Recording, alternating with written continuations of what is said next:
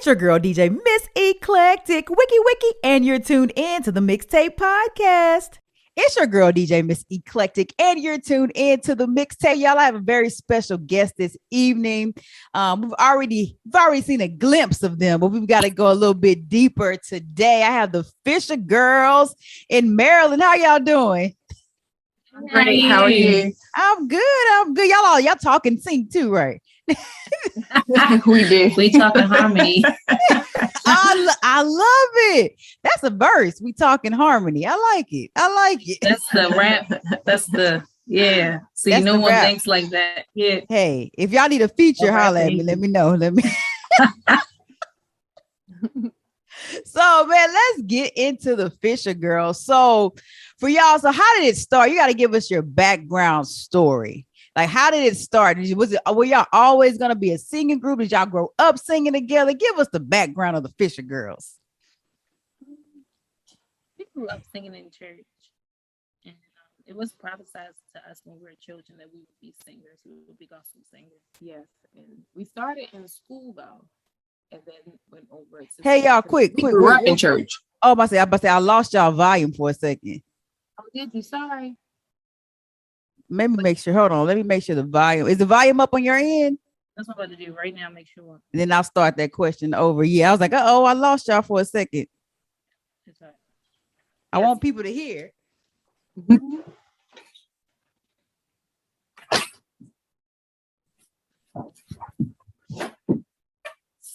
Or do a test. Make sure I hear y'all.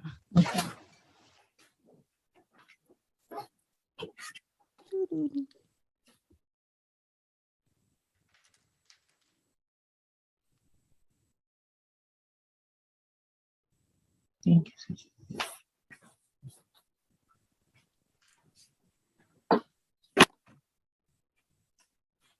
All right, let's do a test real quick.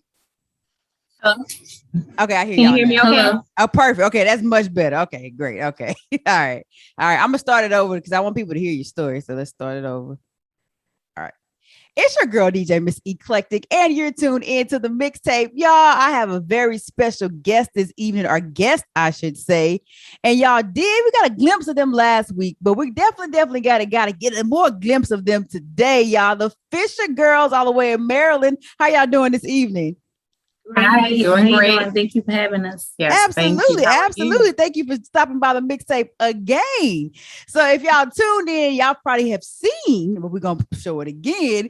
You've seen Don't You, the song, which I absolutely love. But today we've got to dig a little bit deeper into the Fisher Girls. So was it always, did y'all grow up singing together? Give us a little background history. So we definitely grew up singing together. We started singing in school, elementary school, on the choir, and then we started singing in church, but we grew up in church also, but it started in elementary school. I had actually forgotten and Raquel remembered. Yeah.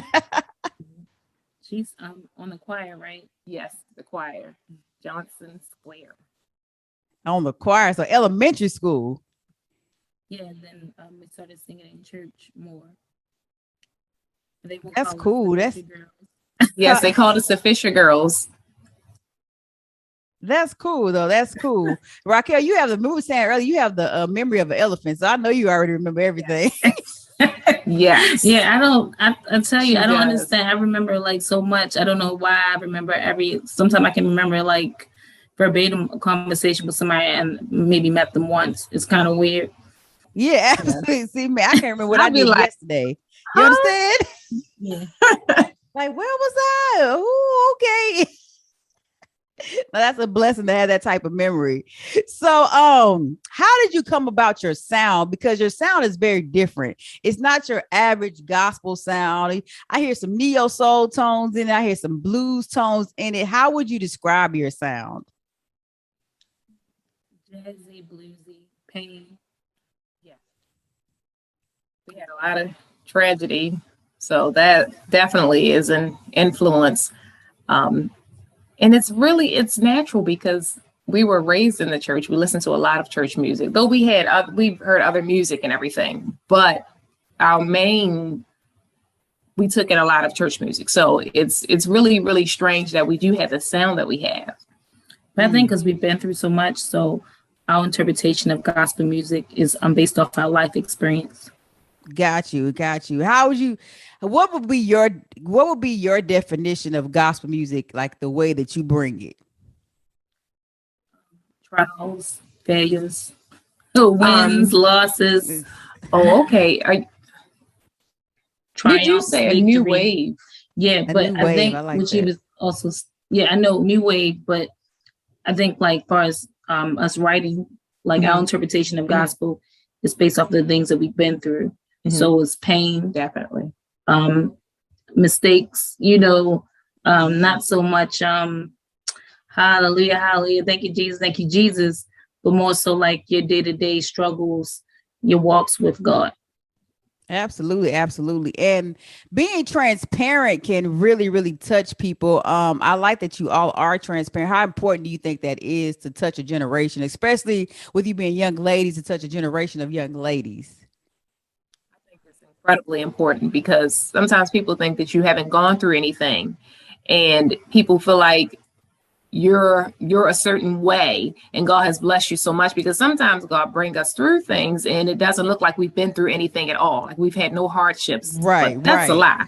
Everybody has went through something, everybody has endured something, and we have to be able to let people know so they can realize, they can relate to us. No, I'm human, we're human, and we went through things, and God brought us out, and we haven't dotted every I, crossed every T, and we're still striving, but God blessed us to overcome certain things. But we went through it. I made that mistake, just to relate. Yeah, I think it's important that we don't cover everything. Everything doesn't require a shouting, beat to it. Yes. We don't have to put makeup on, our gospel music. Everything is not pretty. Everything, don't have nice little colors to it. Some colors are dark and it's not flattering. But so I think that's what we display. That's really, all shades. That's really it. Whether it's cute or not. Come on. And what is your testimony that you bring? 'Cause I know that y'all are very transparent in your music, but what is the testimony that you have that brings your music together that can touch listeners? Well, my testimony is growing up in church and not listening for a season, but doing my own thing after a while. I know how that getting caught up, falling into the trap of, not doing things the Lord's way, and walking in the lust of my flesh, and basically coming out of that, and God just delivering me and then giving me music that can help somebody not fall into that same trap. My testimony would be, I've always stayed in church and never backslide, but I made mistakes. So I call myself trying to, look out into the world. And, when you're a Christian, you'll never fit in. People will like you, but they'll never fully accept you. And you will never really know the world. You know what I'm saying? If you grew up in church, like you don't know the ins and out. And me thinking that I belonged a little bit and I wanted to be accepted. And I realized that all I picked up was hurt, pain. And I was like, oh no, I need to stay with God. Like, let me go back over here. This is not what I want. I think that's major though, because acceptance, when this social media, era that we're in, acceptance is huge. From the imagery that we see, everything, acceptance is very huge. So I think it's important that, especially young ladies, with y'all being young ladies, that people realize that it's very important that you're not going to be accepted, and that's okay. It's okay to be bold in Christ. And I think that's a message that you all portray in your music. That's actually something I get from the song, Don't You? I love it. So you definitely put that in your music. I always have to ask this question. What's your creative process? Like, how do y'all get together? How do y'all fuse your thoughts together and actually write these songs? Well, for me, I'm always inspired. So I could play around and then my mind will click and I'll start writing a song, and it'll be by accident, but it's in me to write. And with me and my sister, we're very connected. So if she'll write something, then I can piggyback off of it and finish what she's written because we're very connected. But I think for me, it's like I know most rappers, you're a rapper, you can hear a word or something can trigger a lyric, right? So it's the same way with me, but in song. I could hear something and it will trigger something. It will just like, then I write. And for me, it's like I'll do a hook will come to me. A hook will come to me first, and then the writing from there. But it's interesting. Yeah. But for me, spoken word, I do spoken word, and that process comes how Raquel's process comes for music. So it's interesting. It's just weird. That's cool though. That's a cool vibe that you actually sync that way. You got the music aspect, you got the spoken word aspect. That's neat though. That's different. Y'all like the floor tree of gospel. Someone said that before. The funny thing is spoken word doesn't come to me. I can do poetry, like, write poems and stuff and creative writing. I know movies are in me, but the funny thing is I actually believe I can rap. Hey, if you believe it in your spirit, you go for it, girl. No, I'm not joking. Like, I'm so serious because for me, it's like I can just come up with stuff like, and it will have a flow to it. Hey, okay. You want to give us now, but you want to throw a rapper sitting out. I'm so serious. Like, I'm like, why would God give this to us? Like all this creativity, in a strict holiness apostolic church. Yeah. So it's very funny to me because I never predicted that our sound would be like this. I thought it was gonna be yeah. So when it definitely threw me for a loop when it didn't come out that way. I'm like, oh my. And then we rehearsed, and I was telling Alma, like, I don't want to, rehearse this because it's like I'm telling on myself. And she's like, no, it's gonna be fine. I was like, no, I don't. I don't want to do this. You're like, this is out of my comfort zone right here. I think that's how you grow, and that's what God wants, Absolutely, because we've got to touch people outside of the four walls of church. So I think your sound, and y'all are young too. So with your sound and y'all being young, you got to reach these young ladies, because you think about what we hear on the radio and then what you see, it's like totally opposite of what y'all are bringing. So I love it, So I think God doesn't. I don't believe in happenstance. So God does everything for a reason. So y'all are doing what you're supposed to do, and I'm waiting for the rap song too. I need to get that exclusively. I'm gonna have to, get some lessons from you, sis. But no, jokes aside, like creatively, it's really natural for me. Like I can make a song on the spot. It's really natural for me. Like even like I don't know. It's just funny to me the way God created us, because I would never think that we would be like this. Right. That's so cool. God's like, his plans are so big. Like, we can't fathom the way that God thinks. So it's like, God, you gave all this to me. But the great thing, I love it, he gave it all to you, but you're not keeping it all to yourself. You're showing it to the world. And so that's the great aspect about it. So speaking of that, so what was your creative process behind Don't You? With all this background that we have, how did y'all come up with Don't You? Was it a certain circumstance? Y'all got to give us the story. I think, I was walking in the house and I heard my sister singing, and I was like, this song sounds good. And I was like, Emmy, you wrote this song? So I think you were singing Baby, Baby part, right? Probably. I'm trying to remember it, but that her memory again is like, there you go. I be looking like, huh? Details. It was a clear black night. It was 9:08 p.m. Right? And the hook for that song, the hook came to me first, which was weird, but that's how it happened. So the hook came to me. I was playing with the cat. I was calling the cat. It's coming together now. And it transformed to baby, baby. And then I kept singing it. And I'm like, okay. And then Raquel, the chorus, the second verse, it would not come to me. It didn't come to me. And then Raquel just sat there just like that in the studio, sang the second verse. Wow. No. Not no, you that ain't it. Oh, sorry, I'm mixing up another song. So she did that for another song. No, what happened? We were on the couch, and you was like, piggyback off of what you've written, and then because the song, I really love the song, but it's funny to me. It's very comical because it's like you like do you look at? And I'm like, what is she about to say? So when she was singing, I'm like, oh, it sounds like she's joking, but she's very serious. She's telling the story. So I just mimic what she was saying. Kind of like I know you did that. She started it off, and I kind of like went deeper into the story. Mm-hmm. So for people who are about to listen to the song and see the video, what is the story behind the song? What is the story that you're portraying in the song? The story that I'm portraying is if a man is going to approach you, it's nothing wrong with that. You know, you have to date if you want to get to know somebody.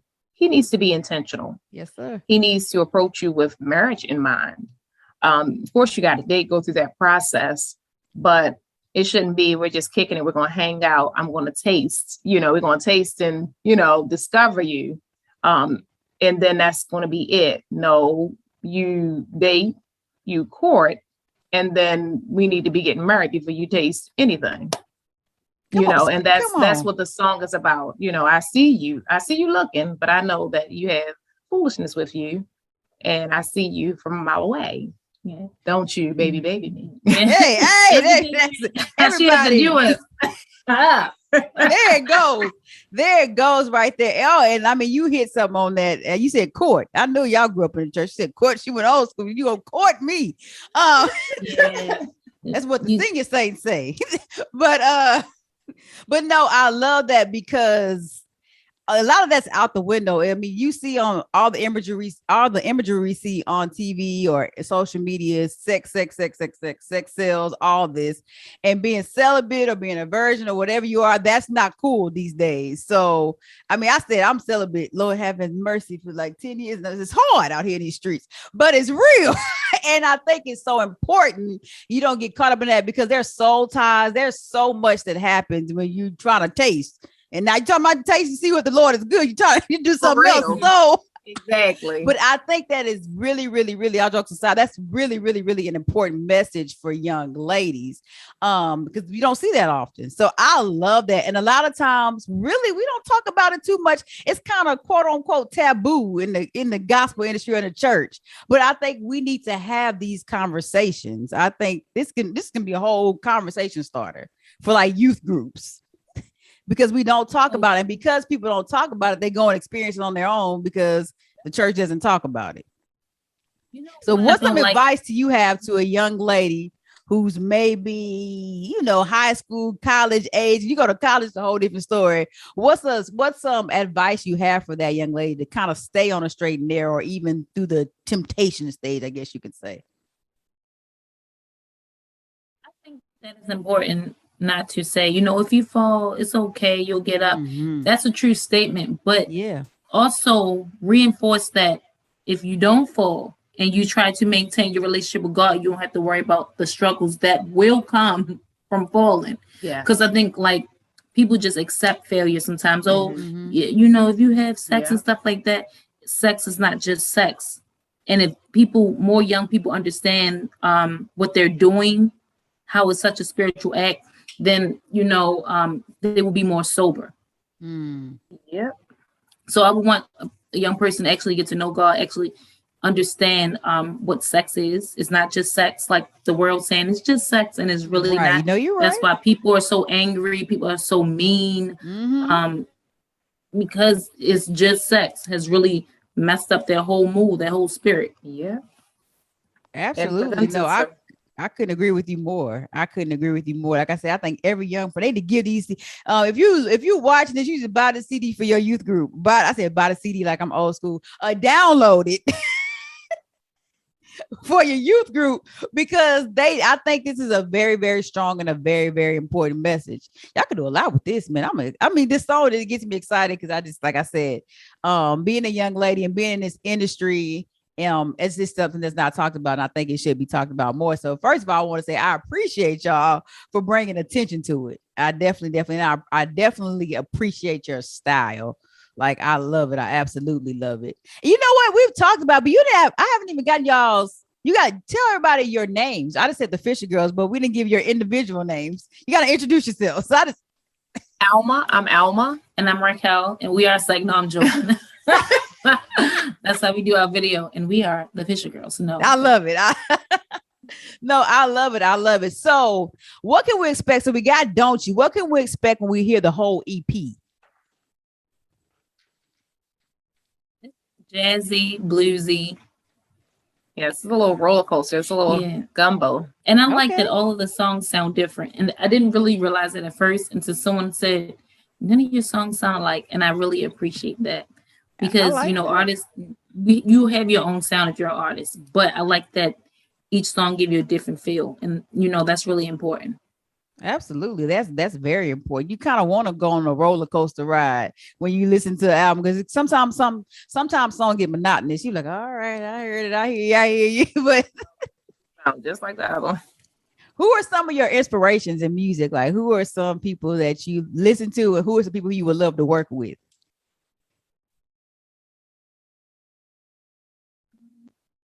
Y'all think? I love to listen to Tamala Mann. I love to listen to Tamala Mann. That's my godmother in my mind. Mm-hmm. Oh my goodness. She's so anointed and talented. Yes. And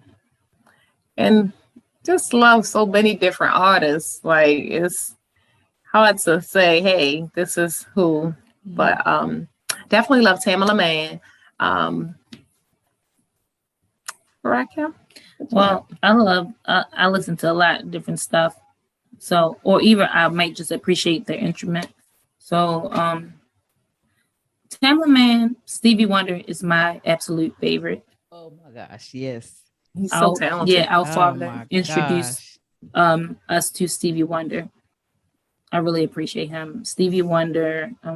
Musical genius. I love Gladys Knight voice. Yes. She has a strong voice. Yes. I love Lauryn Hill, L Boogie. Yeah, she has a beautiful voice. Beautiful. That's one of the best albums of my lifetime. Miss Education, Lauryn Hill. Like, yes, hands down. Shirley. I love me some Shirley. Yes. Because our mother, she was in love with her. Yes. Yes. The Clark sisters. Yes. Karen I can keep going because I can go from one string to another. That's good though, but because I want to know who who your inspirational artists, because I can hear it through your music. So I was trying to say, I definitely hear all that in your music. So yeah, most definitely. So I thought I was gonna hear Jill Scott or something in there, because I hear like a little neo soul kind of jazzy in there too. That's interesting. I really do like Jill Scott. She's really her, talented. And I've listened to her years ago, but not like a whole lot. But I listened to her years ago. So maybe that could be the reason too. Yeah, maybe so. I don't know but I love it. Like I said, it's definitely needed. This type of music is definitely needed in gospel, man. Tell everybody how they can get the EP, how they can get Don't You, because we got to support this. It's on all major platforms. You can look at the video on under the Fisher Girls, on YouTube. We're Amazon, Spotify, yes, Apple, Google, all the above. And the official EP is out. Yeah. Yes. Yes. Also entitled Tunes That You Hear in the Valley. I love it. Yes. And my best friend is gonna watch. Y'all from Baltimore, right? My best friend's gonna love your accent. She is infatuated with Baltimore accents, and I hear it all day. And I love it. It's so natural to us, so we don't hear it. Yeah, but I hear it. I was like, she's gonna love it. She's gonna watch it. She's gonna love it. I love it. I love it though. Definitely tell everybody how to follow y'all on social media as well. On Facebook, The Fisher Girls. On Instagram, The Fisher Girls. And TikTok. Y'all don't see, I'm too young. I mean, I'm too young. I'm too old for TikTok. I can't. I need it. I'm gonna get a TikTok tutorial from y'all, because me and TikTok and that. So man, I appreciate y'all for stopping by the Mixtape. We're definitely playing Don't You, y'all. Make sure y'all go follow the Fisher Girls. Make sure y'all get the single. Make sure you also get the EP. And I'm just looking forward to how you're gonna inspire a whole generation. Like, I definitely hear it in your music. I definitely see it in your personality. Like, y'all are, and I love how you strong personalities you have. But y'all are definitely gonna touch the world. And yes, young ladies, listen to these words, the young lady. Like, listen to these words in the song, Don't You. It's definitely going to cross genres, definitely going to cross age groups. So I appreciate y'all for stopping by the mixtape, y'all. It's the Fisher Girl, y'all. It's your girl, DJ Miss Eclectic, and you're tuned in to the Mixtape Podcast.